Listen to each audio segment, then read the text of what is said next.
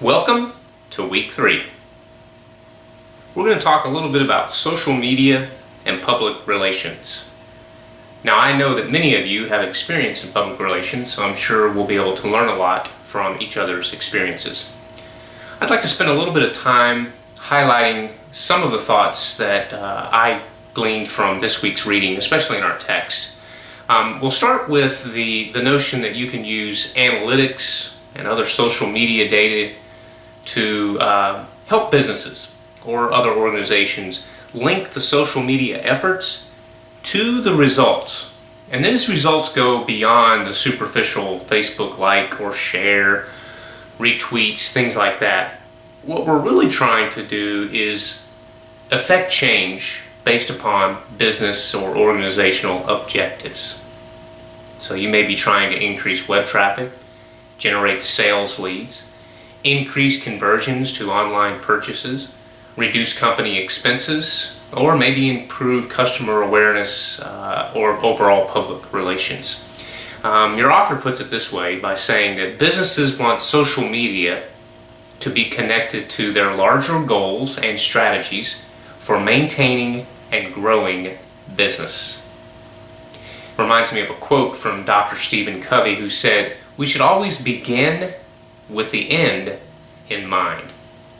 I'm sure some of you are familiar with Dr. Covey's 7 Habits of Highly Effective Leaders, and that's one of them. Begin with the end in mind. The same is true when developing any strategic communication plan, and of course that includes those plans that use social media.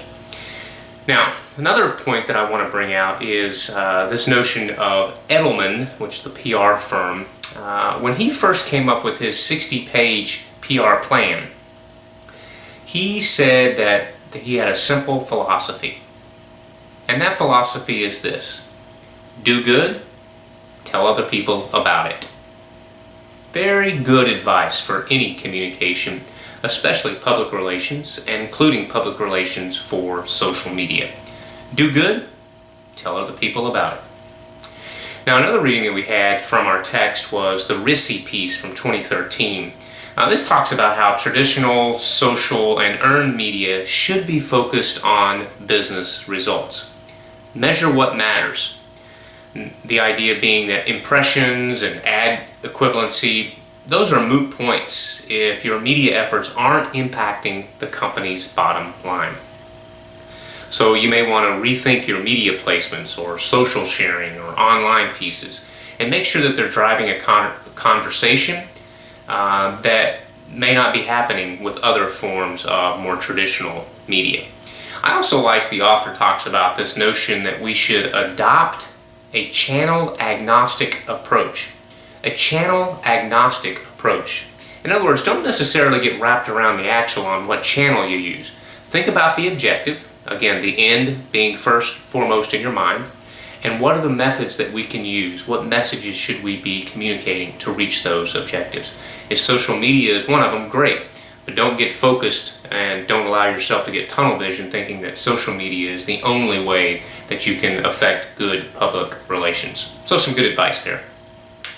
One of the other things you'll be reading this week is the Barcelona Declaration of Measurement Principles.